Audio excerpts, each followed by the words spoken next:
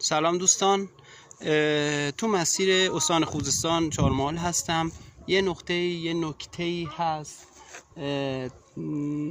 تو این نقطه به عرض دوستان برسونم. یک چالش، یک واقعیت دوست دارم عنوان کنم، یادآوری بشه برای خودم، برای استان چهارمحال بختیاری، استان خوزستان، تمام مردم بختیاری و تمام مردمی که در کنار این ایل بزرگ دارن با مسالمت آمیز زندگی میکنن. من الان اومدم دولنبار، یک جایی که همه میشناسن، یک جای معروفی که همه اونو میشناسن.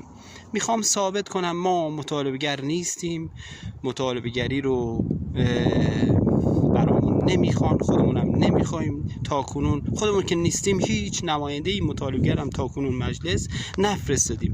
یه سری آدمایی میفرستیم دنبال منافع خودشون باشن، ما هم اینجا یه سری درگیری‌ها، یه سری ناراحتی‌ها براشون به وجود میاریم. متاسفانه خود از ماست که بر ماست. اینجا دولنبار پروژه تاراز یکی از پروژه هایی که به مراتب میشه گفت من چون کار کردم میدونم تو این پروژه ها کار کردم.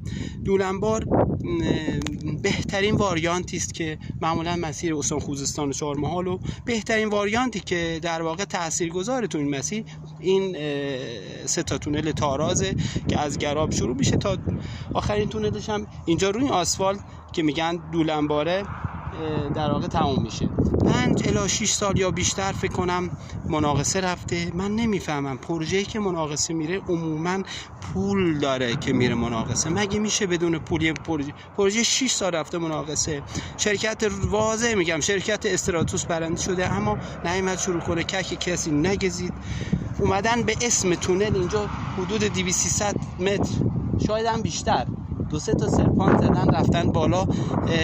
اگه بتونم فیلمشو خوب بگیرم، منابع طبیعی رو تخریب کردن به اسم تونل. خدا میدونه هدفشون از این کار چی بوده. احتمالاً تونل، پورتال تونل اونجا نخوره، خیلی پایین‌تر باید باشه. تونلی که رو آسفالت این پایین در واقع در بیاد چی من نمیفهمم. شاید هم جزو پورتال باشه، اما آیا مجوز داشتن؟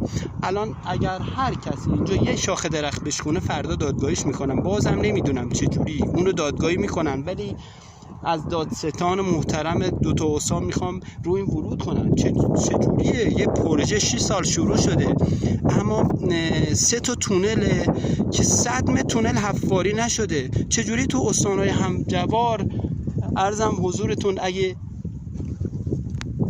ببخشید، چجوریه که تو استانهای همجوار پروژه‌های در واقع شبیه این شروع میشه تا 10 روز مهلت دارن بیان شروع کنن، در غیر این صورت خلاص میشن. 6 سال 7 سال 8 سال پروژه اینجا گذاشتین، مناقصه پیمکار نیومده. اومدن به اسم پیمکار، به اسم تونل منابع طبیعی تخریب کردن. کسی ککش نگزید. مگه میشه؟ اینجا روزانه روز کشته داره میده. پس براشون ما مهم نیستیم، پس ما هم برای خودمون اهمیت قائل نیستیم. متاسفانه ما مطالبه‌گر نیستیم، هیچ نماینده‌ای مطالبه‌گر هم نداریم. مگه میشه یه پروژه با این اهمیت زیادی؟ در واقع اینجا پایتخت بختیاری است. مگه میشه ما نماینده بفرستیم؟ اولین کارش باید پیگیری مطالبات این باشه. 7-8 سال پروژه شروع شده، عملا 100 متر تونل حفاری نشده. من خواهش میکنم اگه اینا ارزه ندارن، چهارمحالیا، خوزستانیا لیاقتش ندارن، ما خواهش میکنیم، التماس میکنیم 4 تا مدیر اصفهانی بیاریم بالا سرمون.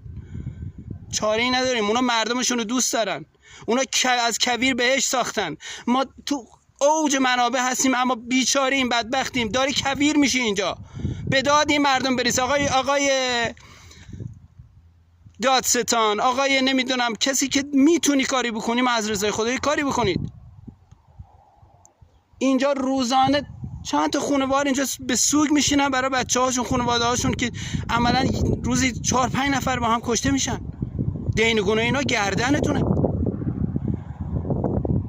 مگه میشه یه پروژه 7-8 سال شروع شده باشه اما 100 متر فاری پروژه عموما بودجه داره بعد میره مناقصه؟ مگه امکان داره؟ مگه چنین چیزی هست؟ 10 روز به امکان مهلت داره بیاد شروع کنه، در غیر صورت باید یکی دیگه جایگزینش کنن.